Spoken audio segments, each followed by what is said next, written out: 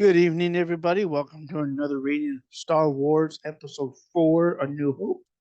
A New Hope. And tonight we're going to read Chapter 8. Chapter 8. Solo was busily checking readouts from gauges and dials in the hold area.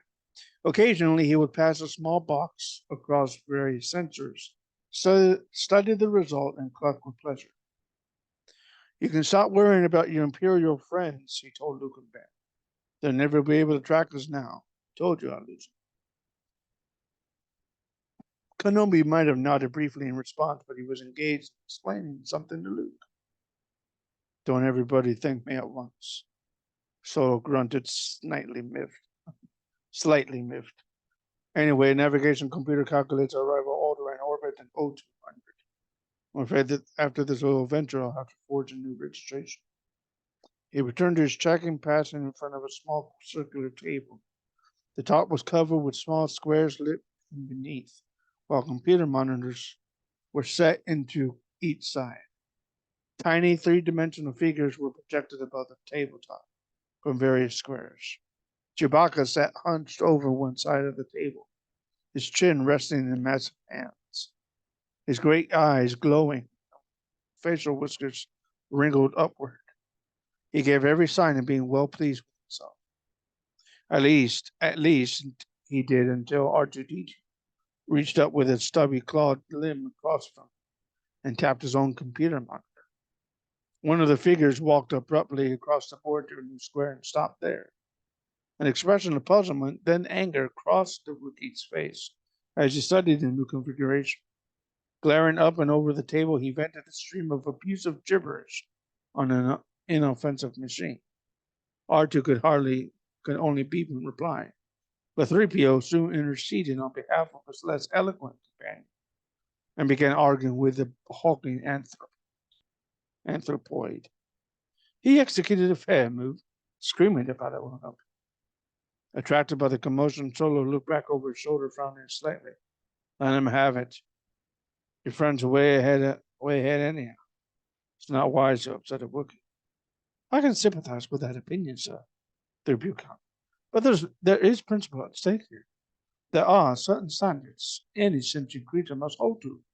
If one compromises them for any reason, including intimidation, then one is abrogating his right to be called intelligent. I hope you'll both remember that, Solo advised him, when Chewbacca's pulling the arms off for you and your little friend. Besides that, however, 3PO continued without missing a beat. Being greedy or taking advantage of someone in a weakened position is a clear sign of poor sportsmanship. That elicited a beep of outrage from R2, and the two robots were soon engaged in violent electronic argument, while Chewbacca continued jabbering at each in turn, occasionally waving at them through the translucent pieces, waiting patiently on the board. Oblivious to the altercation, Luke stood frozen in the middle of the hold. He held an activated lightsaber in position over his head. A low hum came from the ancient instrument, while Luke lunged and parried under Ben Kenobi's instructive gaze. As Solo glanced from time to time at Luke's awkward movements, his lean features were sprinkled with smugness. No, Luke, you cut so slow. Not be so choppy, Kenobi instructed gently. Remember, the Force is omnipresent and envelops you as it radiates from you. A Jedi warrior can actually feel the Force, a physical thing. And energy field, then? Luke inquired. It is an energy field and something more, Kenobi went on almost mystically. An aura that at once controls and obeys. It is a nothingness that can accomplish miracles. He looked thoughtful for a moment. No one, not even the Jedi scientists, were able to truly define the Force. Possibly no one ever will. Sometimes there's as much magic as science in explanations of the Force. Yet what is a magician but a practicing theist? Now let's try again. The old man was hefting a silvery globe about the size of a man's fist. It was covered with a fine antenna, some as delicate as those of a moth. He flipped it toward Luke and watched as it halted a couple meters away from the boy's face. Luke readied himself as the ball circled him slowly, turning to face it as it assumed a new position. Abruptly, it executed a lightning-swift lunge, only to freeze about a meter away. Luke failed to succumb to the feint, and the ball soon backed off. Moving slowly to one side in an effort to get around the ball's 4 sensors, Luke drew the saber back, preparatory to striking. As he did so, the ball darted behind him. A thin pencil red light pumped from one of the antenna to the back of Luke's thigh, knocking him to the deck even as he was bringing his saber around. Too late. Rubbing at his tingling, sleeping leg, Luke tried to ignore the burst of accusing laughter from Solo. Hocus pocus religions and archaic weapons are no substitute for good blaster, your sidekick. The pilot sneered. You don't believe in the Force, do you? Asked Luke, struggling back to his feet. The numbing effect of the beam wore off quickly. I've been from one end of this galaxy to the other, pilot boasted, and I've seen a lot of strange things. Too many to believe there couldn't be something like this Force, or this all-powerful Force. Too many to think that there could be some such controlling one's actions. I determine my destiny, not some half-mystical energy field. He gestured toward Kenobi. I wouldn't follow him so blindly. He's a clever old man full of simple tricks and mischief. He might be using you for his own ends. Kenobi only smiled gently, then turned back to face Luke. I suggest you try it again, Luke, said soothingly.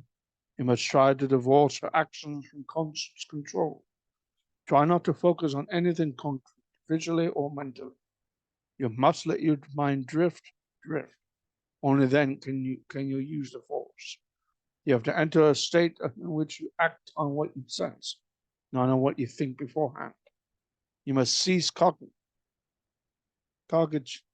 cogitation, relax, stop thinking, let yourself drift, free. The old man's voice had dropped to a mesmerizing buzz.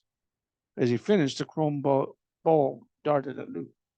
Dazed by Kenobi's hypnotic tone, Luke didn't see it charge. It's doubtful he saw much of anything with clarity. But as the ball neared, he whirled with amazing speed, the saber arcing up and out in a peculiar fashion. The red beam that the globe emitted was neatly deflected on one side. Its humming stopped and the ball bounced the deck, all animation gone. Blinking as if coming away from a short nap, Luke stared in absolute astonishment at the inert remote. You see, you can do it, Kenobi told him. One can teach only so much. You must learn. Now you must learn to admit the Force when you want it, so that you can learn to control it consciously. Moving to one side, Kenobi took a large helmet from behind the lock and walked over to Luke, placing the helmet over his head, effectively eliminated the boy's vision. I can't see. How can I fight? Luke muttered, turning around and forcing Kenobi to step back out of range of the dangerous waving saber. With the Force, old Ben explained. You didn't really see the seeker when it went from your legs the last time, and yet you parried its beam. Try not to let that sensation flow with you. Try to let that sensation flow within you again.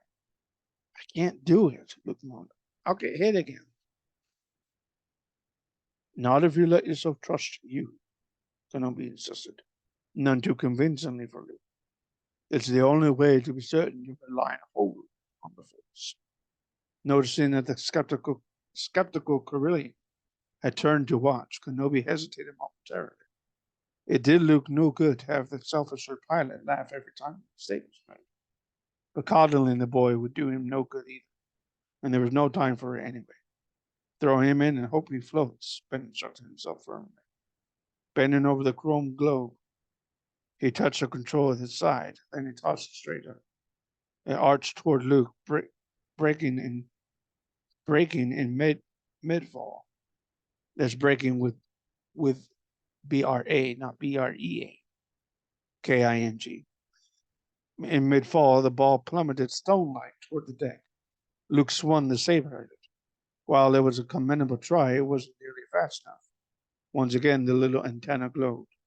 This time, the crimson needle hit Luke square on the seat of his pants. Though it wasn't an incapacitating blow, it felt like. And Luke let out a yelp of pain and spun, trying to strike his invisible tormentor. Relax. Ben urged him. Be free. You're trying to use your eyes and ears. Stop predicting and use the rest of your mind. Suddenly the youth stopped, wavering slightly. The seeker was still behind him, changing direction again and made another dive and fired. Simultaneously, the lightsaber jerked around as accurate as it was awkward in its motion to deflect the bolt. This time the ball didn't fall motionless to the deck. Instead, it backed up 3 meters and remained there, hovering. Aware that the drone of the seeker remote no longer assaulted his ears, a cautious Luke peeked out from under the helmet. Sweat and exhaustion competed for space on his face. Did I? I told you you could, Kenobi informed him with pleasure. Once you start to trust your inner self, there'll be no stopping. Told you there was much of your father. I call it luck, snorted Solo as he concluded his examination of the readouts. In my experience, there's no such thing as luck, my young friend. Only highly favorable adjustments and multiple factors to incline events in one's favor. Call it what you like. The Corellian sniffed indifferently, but good against mechanical remotes are one thing. Good against the living? Good against the living menace is something else. As he was speaking, a small telltale light on the far side of the hole had begun flashing. Chewbacca noticed it and called out. Solo glanced at the board and informed his passage coming up on Alderaan. We'll be slowing down shortly, going back on the light speed. Come on, Chewie. Rising from the game table, the Wookiee followed his partner toward the cockpit. Luke watched them depart, but his mind wasn't on their imminent arrival at Alderaan. It was burning with something else, something that seemed to grow and mature at the back of his brain as he dwelt on it. You know, I did feel something. I could almost see the outlines of the room. He gestured at the hovering device pad. Kenobi's voice, when he replied, was solemn. Luke, you've taken your first step into a large universe. Dozens of humming, buzzing instruments lent the freighter's cockpit the air of a busy hive. Solo and Chewbacca had their attention locked on the most final of their instruments. Steady, stand by, Chewie. Solo adjusted several manual compensators. Ready to be scope sublight? Ready. Cut us in, Chewie. If we could turn something on the counter before him, same time Solo pulled back on the comparatively large lever. Abruptly, the long streaks of Doppler distorted starlight slowed to hyphen shapes, then finally to familiar bolts of fire. A gauge on the counter registered 0. Gigantic chunks of glowing stone appeared out of the nothingness, barely shunted aside by the ship's deflectors. The strain caused the Millennium Falcon to begin to shudder violently. What the? A thoroughly startled Solo muttered. Next to him, Chewbacca offered no comment of his own. He flipped off several controls and activated others. Only the fact that the cautious Solo always emerged from super light travel with his deflectors up just in case any of the many unfriendly folks might be waiting for him and had saved the freighter from instant destruction. Luke fought to keep his balance as he made his way to the cockpit. What's going on? We're back in normal space, but we've come out of the middle of the worst asteroid storm I've ever seen. It's not on any of our charts. He peered hard at the several indicators. According to the Galactic Atlas, our position is correct. Only one thing is missing. Alderaan. Missing? But that's crazy. I won't argue with you. Solo replied grimly, but look for yourself. He gestured out to port. I've triple checked the coordinates and there's nothing wrong with the nav computer. We ought to be standing out one planetary diameter from the surface. The planet's glow should be filling the cockpit, but there's nothing out there. Nothing but debris. Judging from the level of wild energy outside of the solid waste, I guess that's Aldrin's been blown away totally. Luke whispered, overwhelmed with the specter raised by such an unimaginable. But how? The Empire. A voice declared firmly. Ben Kenobi had come in behind Luke. His attention was held by the emptiness ahead of it, as well as the import behind it. No. Solo was shaking his head slowly. In his own way, even he was stunned by the enormity of what the old man was suggesting. That a human agency had been responsible for the annihilation of an entire population of a planet itself. No, the entire Imperial fleet couldn't have done this. They've taken 1,000 ship mass and a lot more firepower than ever existed. I wonder if we should get out of here. Luke was murmuring and trying to see around the rims of the port. If by chance it was the Empire, I don't know what's happened. I don't know what's happened here, in English Solo cursed. I'll tell you one thing, the Empire isn't. Muffled alarms began humming loudly as a synchronous light flashed out of the control console. Solo bent to the appropriate instrumentations. Another ship. Can't judge the type yet. A survivor, maybe, someone who might know what happened. Kenobi's next words shattered more than hope. As an Imperial fighter. Chewbacca suddenly gave an angry bark. A huge flower of destruction blossomed outside the port, battering the freighter fighter. A tiny double-winged ball raced past the cockpit port. It followed us.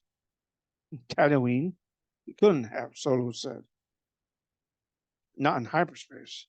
Kenobi was studying the configuration of the tracking screen display. You're quite right, Tom. It's a short-range TIE fighter. Where did it come from? Solo wanted to know. There are no Imperial bases near here. Couldn't have been the TIE job. You saw it pass. I know, but it looked like a TIE fighter. But what about a base? It's leaving in a big hurry. Luke noticed studying the tracker no matter where it's going. If it identifies us, we're in big trouble. Not if I can help it. Solo declared Chewie jam its transmission and push of course. It would be best to let it go. Kenobi ventured thoughtfully. Sort of too far out of range. Not for long. Several minutes followed, during which the cockpit was filled with tense silence. All eyes were on the tracking screen in the viewport. At first, the Imperial fighter tried a complex evasive course to no avail. The surprisingly maneuverable freighter hung tight on its tail, continuing to make up the distance between them. Seeing that he couldn't shake his pursuers, the fighter pilot had obviously opened up its tiny engine all the way. Ahead, one of the multitude of stars was becoming steadily brighter. Luke frowned. They were moving fast, but not nearly as fast enough for any heavenly object to brighten so rapidly. Something didn't make sense. Impossible for a fighter that small to be this deep in space on its own. Solo observed. It must have gotten lost, been part of a convoy. Solo's comment was gleeful. Well, he won't be around long enough to tell anyone about us. We'll be on top of him in a minute or two. Star ahead continued to brighten its glow, evidently coming from within. It assumed a circular outline. He's heading for the small moon. The Empire must have had an outpost here. Outpost there, Solo admitted. Although, according to the Atlas, Alderaan had no galactic topography was never one of my special subjects. I'm only interested in worlds and moons and customs on it. But I think I can get him before he gets at so much range. They drew steadily nearer. Gradually, craters and mountains on the moon became visible. Yet there was something extremely odd about them. The craters were far too regular in outline. The mountains were too vertical. Canyons and valleys impossibly straight and regularized. Nothing as capricious as volcanic action that formed those features. That's no moon. Kenobi breathed softly. That's a space station. It's too big to be a space station. Solo objected. Scientific. It can't be artificial. It can't.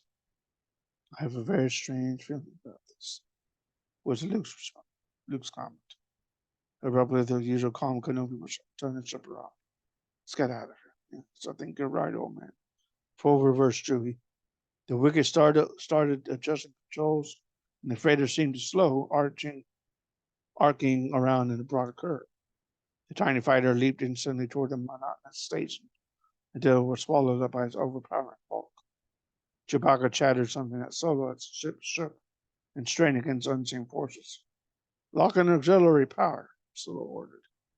Gauges began to whine and protest, and by ones and twos, every instrument on the control console sequentially went berserk. Try as one might, Solo couldn't keep the surface of the gargantuan station from looming steadily larger until it became the heavens.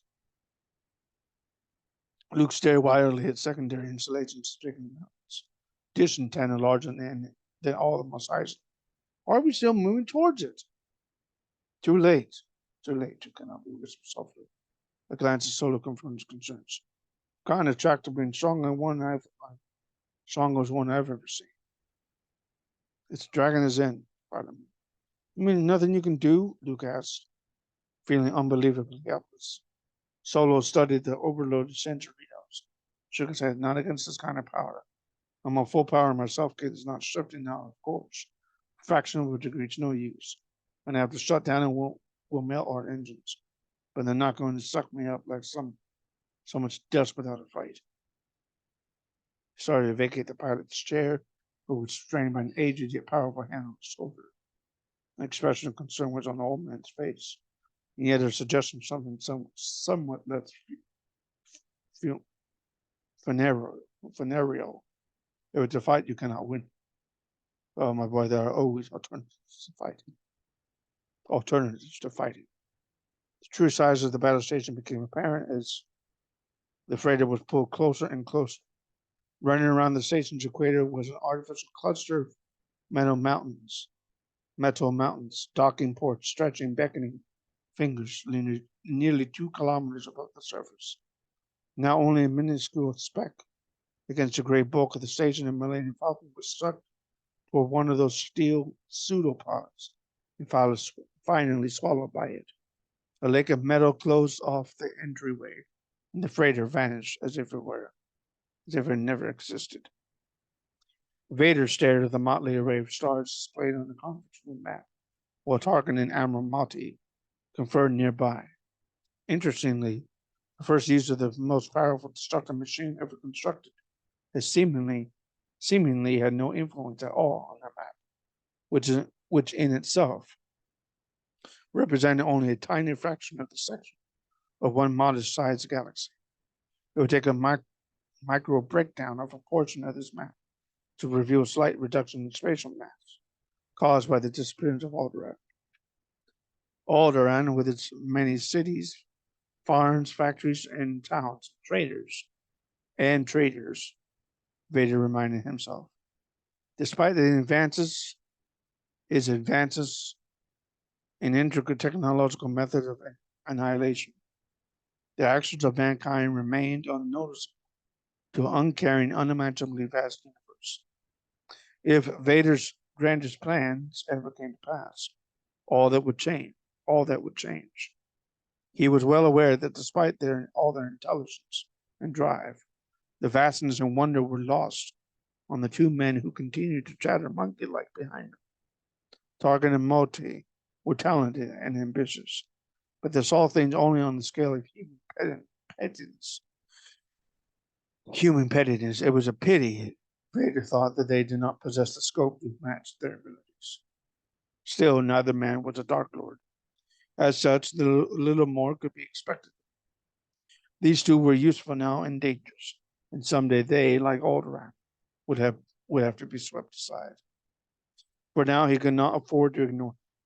And while he would have preferred the company of equals, he had to admit reluctantly that at this point, he had no equals. Nonetheless, he turned to them and insinuated himself in their conversation. Let's set up for this. The defense systems on Alderaan, despite the senator's protestations, on the contrary, were as strong as any in the Empire. I should conclude that our demonstration was as impressive as it was the Tarkin turned to him, nodding. The Senate has been informed of our action at this very moment. Soon we will be able to announce the extermination of the Alliance itself, as soon as we have dealt with the main military base. Now that their main source of munitions, Alderaan, has been eliminated, the rest of the systems with cessationist inclinations will fall and lie quickly enough. Tarkin turned as an Imperial officer entered the chamber. Yes, what is the cost? The unlucky officer with the expression in mouth chosen to bail the cat. Governor, the advance scouts have reached and circumnavigated Dantooine. They have found the remains of a rebel base, which they had been deserted for some time. Years, possibly. They are proceeding to an extensive survey of the remainder of the system. Tarkin turned apoplectic, his face darkened into a fine pomegranate fear. She lied. She lied to us. No one could see, but it seemed that Vader must have smiled behind his mask. Then we are even in the first exchange of truths. I told you she would never betray the rebellion, unless you thought her confession could somehow destroy us in the process. Terminate her immediately. The governor was barely able to form us. Calm yourself, Tarkin, Vader advised him. You will throw away your only link to the real rebel base casually. She can still be of value to us.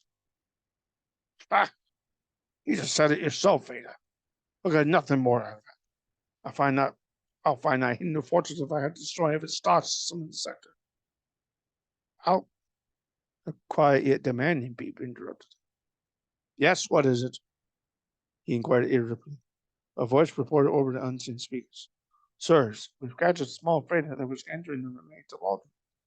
The standard check indicates that his markings apparently match that of the ship. The blasted his way out of the quarantine at Mos Eisley, Tatooine system, and went hyper before the Imperial blockade craft could closing on it. Mos Eisley? Tatooine? What is this? What is it all about, Vader? It means, Tarkin, that the last of our unresolved difficulties is about to be eliminated. Someone apparently received the missing data tapes, learned who can transcribe them, and was trying to return them to her. We may be able to facilitate that meeting with the senator. Tarkin seemed to start to say something, hesitated and nodded in understanding. How convenient. Excuse me.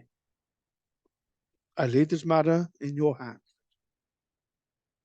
The Dark Lord bowed slightly, a gesture which Tarkin acknowledged with a perfunctory salute, and spun and strode from the room, leaving Marty looking from man to man in confusion. The freighter sat listlessly in the docking hangar of the huge bay. 30 armed Imperial troopers stood before the lowered main ramp, main ramp leading into the ship. They snapped to attention when Vader and the commander approached. Vader halted at the base of the ramp, studying the vessel as an officer, and several soldiers came forward.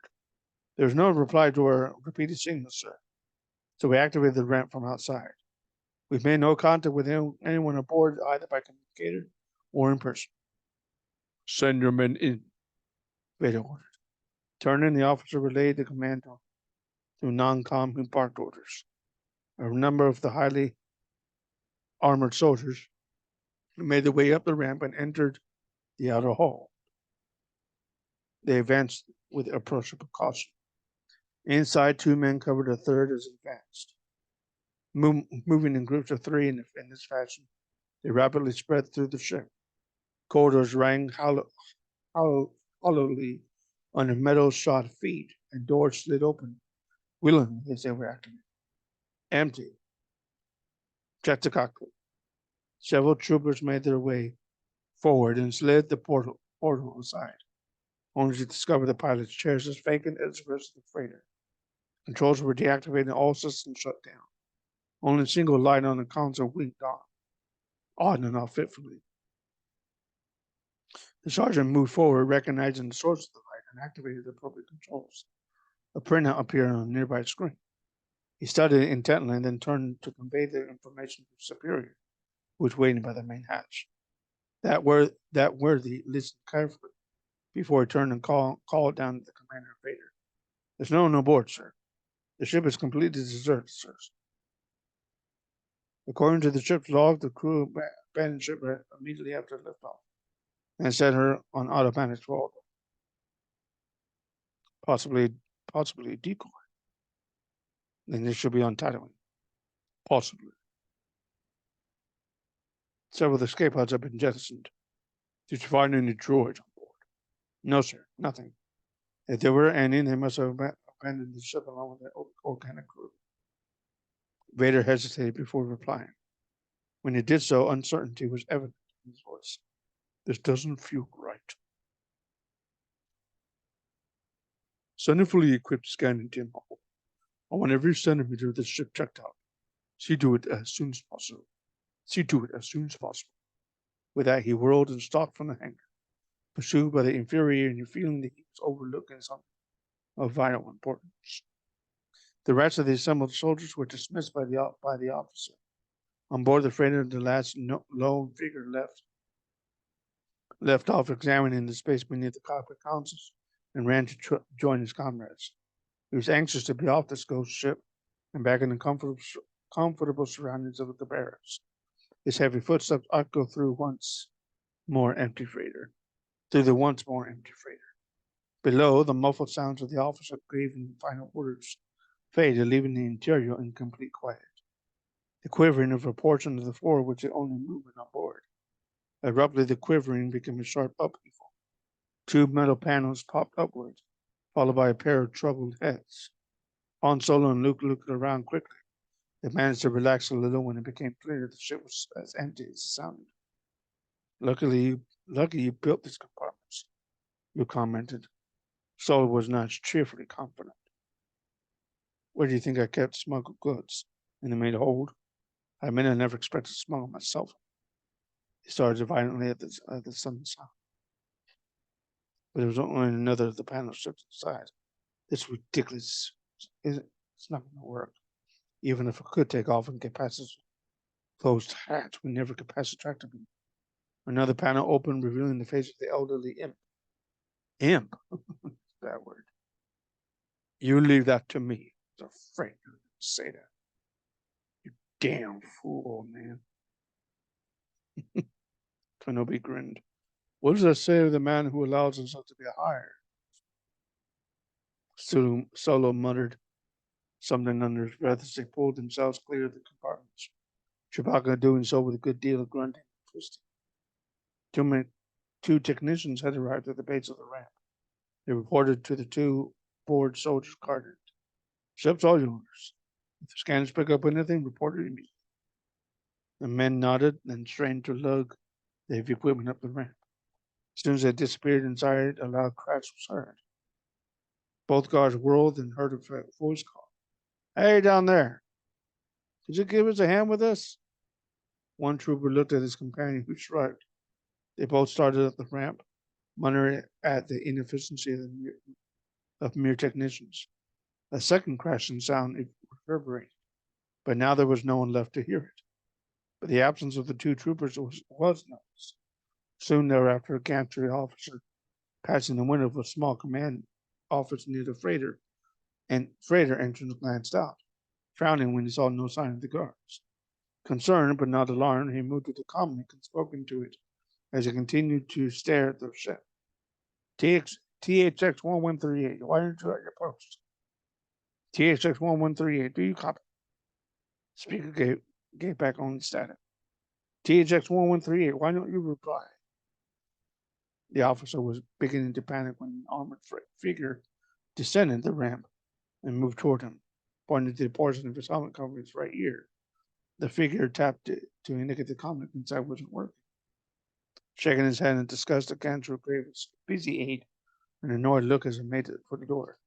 Take over here. We got another bad transmitter. See what I can do. They activated the doors, took a step forward as it slid aside, and stumbled backward in the stage shock. Filling the door completely was a towering, hairy form. Chewbacca leaned inward, and with a bone splintering howl, flattened the benumbed officer with one swipe of pan-sized fist. Let's see. Okay. The aide was already on his feet and reaching for his sidearm when a narrow energy beam passed completely through him, piercing his heart. Solo flipped up the faceplate of his trooper helmet and slid it back into place as he followed the Wookiee into the room. Kenobi and the droid squeezed in behind him, with Luke also clad in the armor of a luckless Imperial soldier bringing up the rear. Luke was looking around nervously as he shut the door behind him. Between his howling, you're blasting everything inside, so one of the entire station doesn't know we're here. Bring them on, Solo demanded. I prefer a straight fight to all the sneaking around. Maybe you're in a hurry to die, but I'm not. All the sneaking around has kept us alive. The Corellian gave Luke a sour eye, but said nothing. They watched as Kenobi operated an incredibly complex computer console with the ease and confidence of one long accustomed to handling intricate machinery. The screen lit up promptly with a map of the sections of the battle station. The old man leaned forward, scrutinizing the display carefully. Meanwhile, 3PO and R2 had been going over an equally complicated control panel nearby. R2 suddenly froze and began whistling violently at something he had found. Solo and Luke, the momentary to scream over taxes forgotten, rushed over to where the robots were standing. Chewbacca busied himself hanging the gantry officer by his toes. Plug him in. You should be able to draw information from the entire station network. Let's see if we can find out where the tractor beam unit is located. Why not just disconnect the beam from here, sir? It was Solo who replied, "What? Have them lock it right back on us before we can get the ship flanked outside the dock bay?" Oh, I haven't thought of that. Luke crestfallen. Luke crestfallen. We have to break the tractor as power source in order to execute clean escape. Ben tried to gently as R2 punched a claw arm into the open computer socket. He discovered immediately a galaxy of lights came to life. On the panel in front of him, and the room was filled with a humming machinery working at high speed. Several minutes passed while the little droid sucked up information like a little sponge. Then the hum slowed, and he turned to beep something back at them. He's found it, sir. 3PO announced silently. The tractor beam is coupled to the main reactors in 7 locations. Most of the pertinent data is restricted. We'll try to pull the critical information through the monitor. Kenobi turned his attention from the larger screen to a small readout near R2. Data began to race across it too fast for Luke to see. But apparently Kenobi somehow made some schematic blur. I don't think there's any way you boys can help with this. I must go along. Suits me fine, said Solo. I've already done more than I bargained for on the strip, but I think putting that tractor beam out of commission is going to take more than your magical. Luke wasn't put off, so he said, I want to go with you. Don't be impatient. It requires skills you haven't yet mastered. Stay and watch over the droids and wait for the signal. They must be delivered to the rebel forces on many worlds. We'll meet the same fate as Alderaan. Trust in the Force, Luke, and wait. With a vast look at the flow of information on the monitor, Kenobi adjusted the lightsaber at his waist. Stepping to the door, he slid aside, looked once left, once right, and disappeared down a long, glowing hallway. As soon as he was gone, Chewbacca growled and Solo nodded in agreement. You said it, Chewie. He turned to Luke. Where'd you dig up that old fossil? Ben Kenobi, General Kenobi, is a great man. Luke protested loftily. Great as getting us into trouble. Solo snorted. General, my afterburners. He's not going to get us out of here. You got any better ideas? Luke shot back, challenging. Anything would be better than just waiting for him then to come and pick us up. Hysterical whistling and hooting came from the computer console. Luke hurried over to R2-D2. The little droids were all about hopping about on stubby legs. What now? Luke asked 3PO. The taller robot looked puzzled at himself. I'm afraid I don't understand either, sir. He says I found her and keeps repeating, she's here, she's here. Who has she found? R2 turned a flat, blinking face toward Luke and whistled frantically. Princess Leia. 3PO announced after listening carefully. Senator Organa. It seemed to be the one and the same. Obviously, she may be the person in the message he was carrying. That three-dimensional portrait of indescribable beauty coalesced in Luke's mind again. The princess, she's here? Attracted by the commotion, Solo wondered, Princess, what's going on? Where is she? Luke demanded breathlessly, ignoring Solo completely. R2 whistled on, as while 3PO translated. Level 5, detention block AA23. According to the information, she's scheduled for termination. She's scheduled for slow termination. Oh, we got to do something. What are you three blabbering about? And exasperated Solo. She's the one who programmed the message into R2D2. The one we were trying to deliver to Alderaan. We've got to help her. Now, just a minute, Solo cautioned. This is going awful fast. Do you got any funny ideas? When I said I didn't have any better ideas, I meant it. The old man said to wait here. I don't like it, but I'm not going off in some crazy maze in this place. But Ben didn't know she was here. Luke half pleaded, half argued. I'm sure that if he knew, he would have changed his plans. Anxiety turned to thoughtfulness.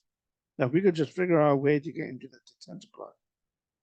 I'm not going any period detention blocks. If we don't do something, they're going to execute her. A minute ago, you said you didn't want to sit around waiting to be captain. Now all you want to do is stay, which is on. The Corellian looked troubled and confused. Marching into a detention area is not what I had in mind. We're likely to end up there anyway. Why rush it? But they're going to execute her. Better her than me. What's your sense of chivalry on? Solo considered. Near as I can recall, I traded it for 10-carat cryospaz spaz and 3 bottles of good brandy about 5 years ago. I've seen her. She's beautiful. So's life. She's a rich and powerful senator.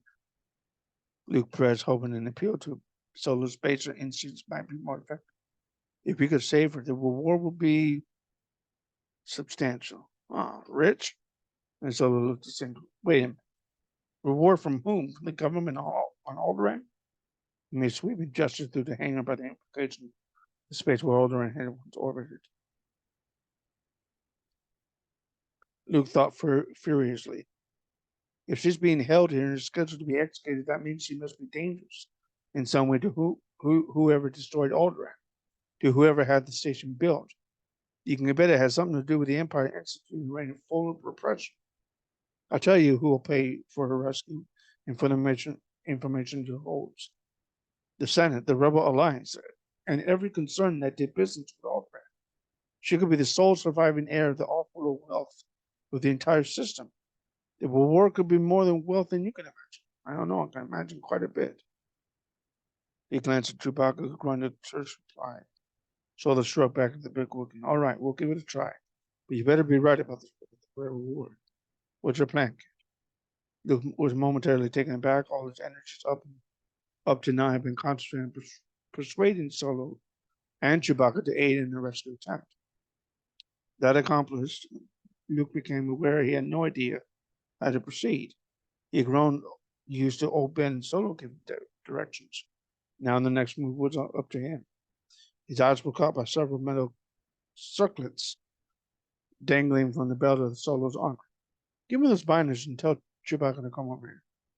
Solo handed Luke the thing by quite unbreakable cuts and relayed the request by Chewbacca. Okay, so let me stop there. In the movie, C-3PO hands the cups to Luke. Now, I'm going to put this on you, Luke began, starting to move behind the Wookiee with the cups. Chewbacca made a sound below in his throat. Luke jumped in spite of it. No, Han's going to put this on. He sheepishly headed the bandit, so uncomfortably aware of the enormous anthropoid's glowing eyes on him. Solo sounded abused as he moved forward. Don't worry, Chew. I think I know what he has in mind. The cuts barely fit around them thick wrists. Despite his partner's seeming confidence in the plan, the Wookiee wore a worried, frightened look as the restraints were activated. Luke, sir. Luke looked over 3PO. Pardon me for asking, but what should R2 and I do if someone discovers us here in your absence?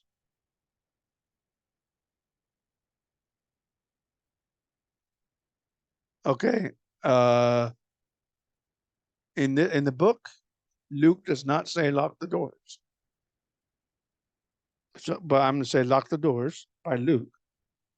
And Solo says, hope they don't have blasters. 3PO's tone indicated he didn't find the answer humorous. That isn't very reassuring. Solo and Luke were too engrossed in the common expedition to pay much attention to the worried robot. They adjusted their helmets, and then with Chewbacca wearing a half-real, downcast expression, started off along the corridor where Ben Kenobi had disappeared. All right, so that's chapter 8 of Star Wars: A New Hope. Hope you enjoyed the reading. A pretty long chapter here. Hope you enjoyed it. Bye-bye.